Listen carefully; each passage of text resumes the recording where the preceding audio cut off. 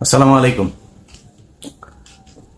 আপনারা এরই মধ্যে বর্তমান যে সরকার, সেই সরকারের যে মনোভাব সেটা মোটামুটি আমার মনে হয় প্রকাশ পেয়েছে। বিশেষ করে ধরেন সবশেষ যেই ঘটনাগুলো ঘটছে, ডক্টর মোহাম্মদ ইউনূসকে সামনে রেখে ভারত, প্রথম আলো, আসিফ নজরুলদেরকে দিয়ে যেই তাদের পরিকল্পনা বাস্তবায়ন করছে, সেটার সবচাইতে বড় প্রমাণ হচ্ছে এই ফারুকীর যেই নিয়োগ দেয়া, এবং সেটাকে কেন্দ্র করে সারা দেশে, আমার মনে হয় বাংলাদেশের যত মানুষ এই বিপ্লবের সাথে ছিল, এমনকি আসিফ, নাহিদ, সার্জিস, তারপরে হাসনাত সহ যত সমন্বয়ক যারা এই যুদ্ধের সামনে থেকে ছিল, সবাই এটার ব্যাপারে একমত ছিল যে ফারুকীকে রাখা যাবে না।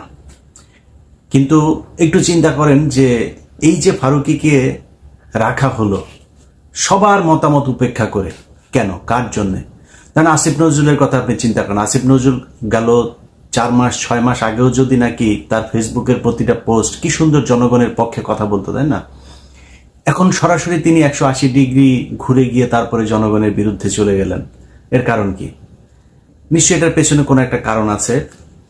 তো আমি একটা বিষয় নিয়ে কাজ করছি, সেই বিষয়টা নিয়ে কাজ করতে আমার আসলে অনেক গোয়েন্দা কর্মকর্তা, সেনাবাহিনীর অফিসার, সিভিল অনেকের সাথে কথা বলতে হচ্ছে, এবং সেই তথ্যগুলো ক্রস চেক করার জন্য আবার বাড়তি আরো অনেকের সাথে আমার ব্যক্তিগতভাবেও কথা বলতে হচ্ছে।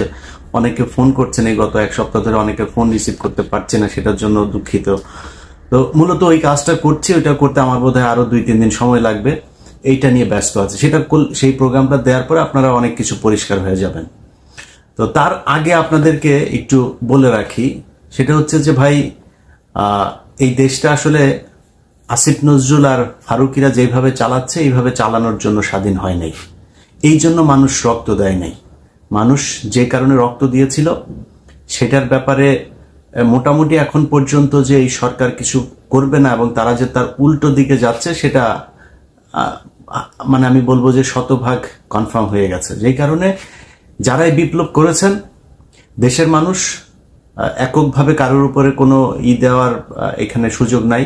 একজন মা তার সন্তানকে ধাক্কা দিয়ে আপনার পুলিশের হাতে তুলে দিচ্ছে, সে পিঠ চাপড়াচ্ছে যে ইনশাল্লাহ ভালো কিছু হবে, বিজয় হবে। যাকে আটক করা হচ্ছে সে চোখ একদম পুলিশের চোখের দিকে চোখ রেখে তারপরে বলে দিচ্ছে ভয় দেখায় লাভ নাই, গুলি করছে, বুক পেতে দিচ্ছে যে আরো গুলি করো। এই আন্দোলনের ভেতরে বাংলাদেশের প্রতিটি মানুষ, সবার এখানে অবদান আছে। অতএব এককভাবে কৃতিত্ব নেওয়ার কিছু নাই, সবাই এখানে ভূমিকা রেখেছে। একমাত্র এই ভারতীয় দালাল আর ওই যে শ্রী কামার কুমার যারা আছে তারা বাদে সবাই এখানে আপনার অবদান ছিল। অতএব এই বিপ্লবের পরে যেভাবে গা ছাড়া দিয়ে তারপরে সবাই মনে করলেন যে বিজয় হয়ে গিয়েছে, ঘরে চলে গেলেন, এইটা হচ্ছে আমাদের সমস্যার সবচাইতে বড় ভুল ছিল এই জায়গাটা। অতএব এইটা ঠিক করতে হবে। যারা ছাত্ররা আছেন তাদেরকে আমি বলবো, এই যে গত যেই রদবদল হলো সেখানে মাহফুজ আলমকে আপনার প্রধান উপদেষ্টার বিশেষ সহকারী থেকে সরায় উপদেষ্টা বানায় দেয়া হলো। নাহিদ ইসলাম, তারপরে আসিফ, তাদেরকেও এখান থেকে সরানোর জন্য নানান ধরনের পায়তারা করা হচ্ছে। বিশেষ কিছু সিদ্ধান্ত নেওয়ার ক্ষেত্রে আসিফ এবং নাহিদ তাদেরকে জানানোই হচ্ছে না। তো এগুলো খুবই অ্যালার্মিং, যে কারণে আমি মনে করি আসিফ, নাহিদ, সার্জিস, হাসনাত সহ যারা যারা এখানে সমন্বয়ক ছিলেন, আন্দোলনে ছিলেন, যেসব রাজনৈতিক, আমি এখানে বিএনপি জামাতকে ছোট করে দেখার কোনো সুযোগ নাই। বিএনপির জামাতের অসংখ্য মানুষ এখানে আপনার এই যুদ্ধে অংশ নিয়েছিল, এবং তাদের এই শহীদদের ভেতরে বেশিরভাগই বিএনপি এবং জামায়াতের লোকজন। তো এই যে মানুষগুলোর সবার অবদান, আমি মনে করি এই বিজয়টা তাদের কারণে এসছে। বিজয়টা এই এখন যারা এই যে উপদেষ্টা মণ্ডলীতে আছেন, এদের আসলে এই দেশের একমাত্র ডক্টর মোহাম্মদ ইউনূস, ওইদিকে আদিলুর রহমান, আসিফ নজরুল, তার তো কিছু ভূমিকা অবশ্যই ছিল, এখনকার যে ভূমিকা সেটা নিয়ে তো প্রশ্ন আমরা তুলবই। কিন্তু এই মানুষগুলোর কিছুটা আমরা চিনতাম যে এরা আসলে সরকারের বিরুদ্ধে কথা বলছে, ভেতরে কার কি সেটা আমরা জানি না, কিন্তু কথা বলছে অন্তত। তো এই মানুষগুলোর বাইরে উপদেষ্টাদের নাম আমি আমার মতো একজন মানে এত রাজনীতি নিয়ে আমি বিশ্লেষণ করি, এত এই সোশ্যাল মিডিয়াতে কি হয়, কোথায় কি হচ্ছে, সরকারে এত কিছু নিয়ে আমি আলোচনা করি, আমি নিজে জানি না। বিশ্বাস করেন, আপনি হয়তো মনে করবেন যে আমি ফান করছি, আমি সবগুলো উপদেষ্টার নাম জানি না। তো এটার কারণ হচ্ছে এদের এই দেশে এদের কোনো অবদান নাই এবং এদের কোনো ভূমিকা ছিল না। এরা আওয়ামী লীগের বিরুদ্ধে 15 বছর একটা শব্দ পর্যন্ত লেখেন নাই। তো তাদের কাছে আপনি দেশ তুলে দিবেন? এত রক্ত দিয়েছেন এদের জন্য, অতএব আপনাদেরকে এটা বাধ্য করতে হবে। বাধ্য কিভাবে করবেন? আপনি শিল্পকলা একাডেমি নিয়ে অনেক কথা হচ্ছে না? শিল্পকলা একাডেমিতে আসিফ নজরুল তার বন্ধুকে বসিয়েছেন, আর তার শাশুড়ি ওই মেহের আফরোজ শাওন, তিনি আবার ফেসবুকে পোস্ট করেছেন, দিয়েছেন। আসিফ নজরুল তার নিজের মন্ত্রণালয়ে ফারুকিকে দিয়েছেন। আচ্ছা, নিজের মন্ত্রণালয় ফারুকিকে দেওয়ার পরে এই ফারুকিকে কারা কারা আপনার করছে, ওর নাম কি, চঞ্চল, পলাতক চঞ্চল চৌধুরী, সে অভিনন্দন জানাচ্ছে। মুন্নি শাহ পলাতক আরেকজন, সে অভিনন্দন জানাচ্ছে। তো এই যে এদের নিজেদের লোকজন যে আসিফ নজরুল যে তাদের কথা বলছে, সেটা এইসব দিয়ে প্রমাণ হচ্ছে। অতএব এগুলোকে এখন আপনি করবেন কি?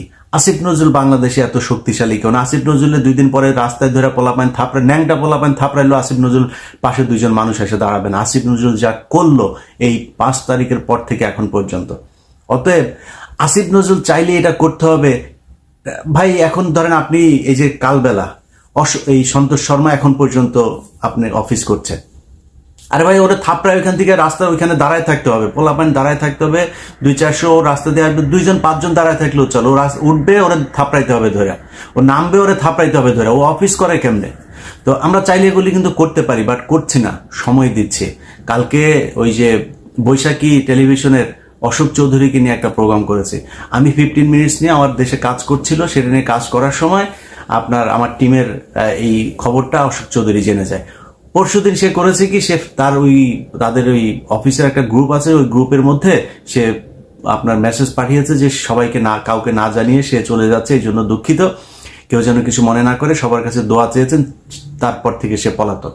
এর কারণ কি? কারণ এই যে মেয়েরা যে আমার কাছে বক্তব্য দিচ্ছিল যে তার কাছে কিভাবে যৌন হয়রানির শিকার হয়েছে, সেটা মানুষ জেনে যাবে এবং তার বিরুদ্ধে এখন মামলা হবে, পুলিশ খুঁজবে, তার আগে থেকেই তিনি চলে গিয়েছেন। এইরকম এই সাংবাদিকতা, এই যে বাংলাদেশের টেলিভিশন পত্রিকা বিভিন্ন জায়গায় এরকম বহু লোকজন আছে যারা কিনা আমাদের কথা শুনছে না। আমাদের দাবি একটা ছিল, সেটা হচ্ছে যারা এই কয় বছর দালালি করেছে তারা মিডিয়াতে থাকতে পারবে না। আমাদের সেই দাবি মানা হয় নাই। একজন আছে, সে নিজেকে বলে যে তাকে নাকি তারেক রহমান নাকি তাকে পাঠিয়েছে। তো আমি কথাটা সরাসরি বলছি যাতে তারেক রহমান এবং বিএনপি তার ব্যাপারে ব্যবস্থা নিতে পারে। ওয়াহিদুজ্জামান RTV-তে তাকে সে বসেছে, দখল নিয়েছে, নিয়ে 5 লাখ টাকা বেতন নিচ্ছে মালয়েশিয়াতে বসে। আবার দেশে কয়েকজন, আমার সাথে 2-3 জন টেলিভিশন পত্রিকা মালিকের সাথে কথা হয়েছে, তাদেরকে সে থ্রেট করছে। তাদেরকে নাকি তারেক রহমান নাকি তাকে বলেছে যে ওইগুলো দখল করতে। এখন দখল করবে না যদি নাকি ওরা কিছু টাকা পয়সা দেয়। কারো কাছে 2 কোটি, 3 কোটি, 5 কোটি করে টাকা যাচ্ছে। এই ওয়াহিদুজ্জামান অ্যাপোলো, সে RTV দখল নিয়েছে, কোনো সমস্যা নাই, তারেক রহমানের নাম ভাঙায় নিলেন, আমাদের কোনো সমস্যা নাই। আপনি তো আওয়ামী লীগের দালালি করেন না এতদিন, কিন্তু যাওয়ার পরে সে আওয়ামী লীগের পোলাপানকে ওইখানে বসায়, তারপরে বিএনপির পোলাপানকে ওইখান থেকে বার করে দিচ্ছে, আওয়ামী বিরোধী লোকজনের ওইখান থেকে বের করে দিচ্ছে। এই হচ্ছে এই অ্যাপোলোদের চরিত্র। মুসাদ্দেক হোসেন ফালু, তাকে RTV-তে ঢুকতে দেওয়া হচ্ছে না। তো এগুলো নিজেদের লোকজনকেই নিজেরা, আপনি ওই যে ওইদিকে আরেকজন আছে, সে কিনা আপনার হায়দার টায়দার তাদেরকে বসায় রেখেছে। DBC-তে এখনো পর্যন্ত 1 পাল রয়েছে। তো এই যে সরানো হচ্ছে না, আমরা কিন্তু এক এক করে সবগুলো ধরবো। তখন হাত পা ধরে চাপাচাপি করলে লাভ হবে না। একজনের কোনো রিকোয়েস্ট, যে রিকোয়েস্ট করে, সেটা খালেদা জিয়া করুক, তারেক রহমান করুক, যে মনে চায় করুক, কারো রিকোয়েস্ট কিন্তু শুনবো না। ভালোই এখনো সময় দিচ্ছি। অশোক চৌধুরীর মতো ধরার আগে সুন্দর করে এগুলোরে সরান। আপনাদের কাছে আমাদের কোনো চাওয়া নেই। আপনি বিএনপি করেন, জামাত করেন, আমি 2 দলই করি, আমার বিএনপি জামাত নিয়ে কোনো সমস্যা নাই। কিন্তু আওয়ামী লীগের যে দালালরা এতদিন ছিল, যারা শেখ হাসিনার সব লুটপাট, খুন, গুম এগুলোর বৈধতা দিয়েছে, সেটার বিচার করতে হবে এবং তাদেরকে ওইখান থেকে সরাইতে তো হবেই। এটা নিয়ে তো কোনো প্রশ্নই নেই, এবং বিচারও করতে হবে। সো এই জায়গাগুলো আপনার হচ্ছে। এখন যেটা বলছিলাম সেটা হচ্ছে যে এই সন্তোষ শর্মা, প্রথম আলো, ডেইলি স্টার, এদেরকে জোর করে ওইখান থেকে সরাইতে হবে। একটা জুজুর ভয় দেখায় দাড়ি টুপিওয়ালারা এদেরকে দেখলে পশ্চিমারা এই করে ফেলবে ওই করে ফেলবে। আমি চাইও না সেরকম পরিস্থিতি তৈরি হোক, কিন্তু এই বাংলাদেশের মানুষ শাসন করবে। আপনি যা মনে চায় তাই করছেন, হিন্দুরা, তারপরে ওইদিকে ইসকন টিসকন যা মনে চায় তা করবে, তাদের কিছু বলা যাবে না। আর আলেমরা মাঠে নামলে পশ্চিমারা এই করে ফেলবে ওই করে ফেলবে। কি করে ফেলবে? পশ্চিমারা এই রক্ত দিয়ে তারপরে দেশ স্বাধীন করছে, তাদের এই স্বাধীনতা নাই, তারা এটা চাইতে পারে না। এখনো পর্যন্ত ভারতের দালাল প্রথম আলো, ডেইলি স্টার, তারা এইভাবে প্রকাশ্যে চলবে। তাদের এখানে এই আন্দালিত রহমান, পার্থ, রুমিন ফারানা, মঈন খান, নুরুল হক, রাশেদ খান, এরা গিয়েছে। সব কয়টাকে মনে রাখা হবে, বলে রাখলাম। ভালো, আপনাদের সাথে এর মধ্যে অনেকের সাথে আমার খুব ভালো সম্পর্ক ছিল, সব কাট আপ, একটাকেও ছাড়া হবে না। যখন যেটাকে সুযোগ পাবো একদম ভরে দেওয়া হবে, এটা বলে রাখলাম, একদম প্রকাশ্যে হুঁশিয়ারি করে রাখলাম, লাভ নাই। তো এদেরকে যারা জায়গা দিচ্ছেন তাদের ব্যাপারে আপনার করতে হবে। শিল্পকলা একাডেমি, তারপরে বিভিন্ন গণমাধ্যম, ভাই আপনাকে জোর করে যাইতে হবে। ওই যে কওমি সম্ভবত তারা, বা চরমনে আমি জানি না, কলরব আছে, সাইমুম শিল্প গোষ্ঠী আছে বাংলাদেশের। এই আপনাদের শিল্প গোষ্ঠী নাই ইসলামী ভাবধারার? আরে ভাই, আপনারা যা দখল করবেন, শিল্পকলায় নাটক হবে, আপনারা যেটা করবেন সেই নাটক হবে। এই নর্তকীদের নাটক হবে না, ভারতের এই উদিচিয়ার, এই ছায়ানট, এদের নাটক হবে না। আপনারা নাটক করবেন, আপনারা গান গাবেন, আপনারা শিল্প চালাবেন। এই দেশের শিল্প চলবে আপনাদের কথায়। আমি অনুরোধ থাকলো, যারা এই ধরনের শিল্প গোষ্ঠীগুলো আছেন, আপনাদের এখান থেকে আপনারা দাবি করবেন কেন ডিজি কি হবে? আপনারা ডিজি বানাবেন ওইখানকার, আপনাদের কথায় শিল্পকলা একাডেমি ডিজি হবে। সো আপনাদের মধ্য থেকে হবে। আপনারা যে নাটক করা শুরু করেন, ওরা একটা বের করেছে কয়দিন আগে, একটা নাটক করেছে, নাটক করে বলছে ওদেরকে নাকি নাটক করতে দিচ্ছে না, নাটক করতে বাধা দেওয়া হচ্ছে। এগুলো সব গোয়েন্দা সংস্থার বানানো, এখনো তো অ্যাক্টিভ না, ওদের বানানো। ওদেরকে বাধা দেওয়া যাবে না। আমরা নাটক করব, নাটক করতে চাই, আপনারা যা নাটক করবেন। খুব সূক্ষ্মভাবে চিন্তা করতে হবে, সময়টা খুব দ্রুত চলে যাচ্ছে। অতএব কে কোনটার দখলে নেবেন, কে কোনটা কার কথায় চলবে, সেটা দায়িত্ব নিবে এই দেশের মানুষ, যারা কিনা রক্ত দিয়েছে। এইখানে কোন ফারুকি টারুকি, এইসব চুচিলরা এখানে জীবনে কোনোদিন বাংলাদেশের মানুষের পাশে এসে দাঁড়ায় নাই। ওদের কথা এই দেশ চলবে না। সো আপনাকে জোর করে দখল করতে হবে। এখন যদি মনে করেন আপনি সন্তোষ শর্মারে থাপড়াইতে গেলেন, আপনি কালবেলাতে, তো সন্তোষ শর্মা কালবেলায় গেলে কি হবে? পুলিশ ধরবে আপনারে। পুলিশ ধরে কি করবে? গুম করে ফেলবে। আমরা ঘোড়ার ঘাস কাটি না বসে বসে। ডেইলি স্টারের মাহফুজ আনাম যদি অফিস থেকে ওঠার সময় যদি ওরা ধরে থাপড়ায়, পোলাপান যদি জুতা টুতা মারে, কি করবে? আপনার ধরে নিয়ে যাবে, রাইট? তো কি হয়েছে? সমস্যা কি? আমরা কিন্তু এটা করব, আগের থেকে বলে রাখলাম, এটা কিন্তু করা হবে। আপনারা না করলেও আমরা কিন্তু এটা অর্গানাইজ করব। সময় দিচ্ছি, তার আগে এদেরকে সরাইতে হবে। প্রথম আলো এখন পর্যন্ত গত সপ্তাহে নিউজ করেছে, বগুড়াতে একটা ছেলেকে পাঞ্জাবি পরায়া, টুপি পরায়া, তারপরে র্যাবের সাথে আইনা মিডিয়ার সামনে ট্রায়াল দেওয়া হলো। কি?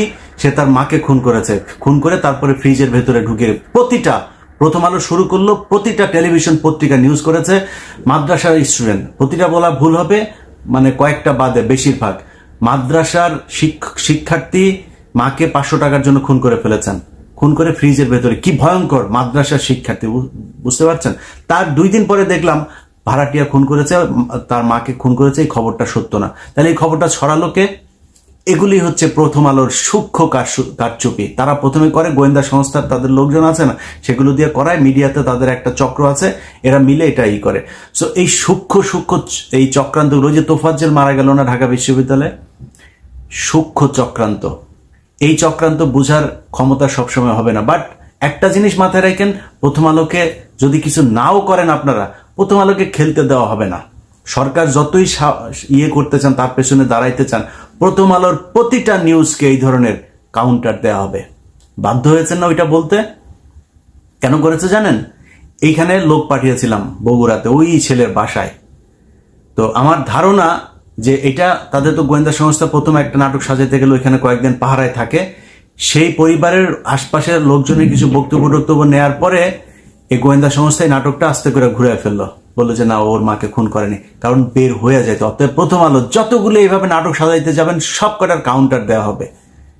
এই আগের মতো টঙ্গিবাদ এইসব বললে নাটক সাজায় মানুষকে হত্যা করবেন, বাংলাদেশের মানুষের বিরুদ্ধে যা কাজ করবেন, এটা করতে দেওয়া হবে না। যাই হোক, আমি আমার কাজ করছি ভাই। আমার জীবন যতদিন থাকবে ততদিন আমি আমার কাজ করে যাব। আপনাদের কাছে অনুরোধ, ভাই এই দেশের, এই বাংলাদেশ আমার কিছু দেখ, বাংলাদেশের কাছ থেকে আমি বিশাল কিছু চাই, আমার কোনো পদ দেন, কিচ্ছু চাই না ভাই, এই দেশটা ভালো থাকুক। কিন্তু সমস্যাটা কোথায় জানেন? মানে প্রতিটা মানুষের ভেতরে দেখলাম এইটা চাই, ওইটা চাই, এই তদবির, ওইটা লাগবে, এইটা লাগবে। ভাই নিজের ছাড়া এই দেশের কথা একটা মানুষ চিন্তা করে না। সো এই দেশটার জন্য কিছু করেন, চিন্তা করেন। আসসালামু আলাইকুম প্রিয় দর্শক, আজকের এই লাইভ ভিডিওটি কেমন লাগলো অবশ্যই কমেন্টে জানাবেন। সবাই ভালো থাকবেন, সুস্থ থাকবেন। বর্তমান বাংলাদেশের পরিস্থিতি এবং বাংলাদেশের বর্তমান অবস্থা নিয়ে আপনাদের কি মূল্যবান মতামত রয়েছে অবশ্যই কমেন্টে জানাবেন। সবাই ভালো থাকবেন। আসসালামু আলাইকুম।